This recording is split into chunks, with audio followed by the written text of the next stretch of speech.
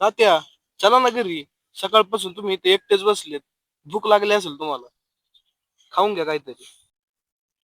ह्या काळ्या आईची कुस सुकली आहे बाळा. ह्या कोरड्या जमिनीकडे पाहू घरात जायची पण हिंमत होत नाही रे.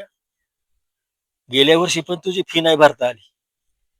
या वर्षी म्हटलं चांगला पाऊस पाणी होईल, पण ह्या वर्षी अजून त्याचा पत्ता नाही, कुठं लपलाय सांगता येईल ना. ह्या वर्षी पण तुझी फी भरणं अवघड आहे बाळा. तात्या, असं नका ना बोलू. तुम्ही असं बोलले की मला भीती वाटते हो.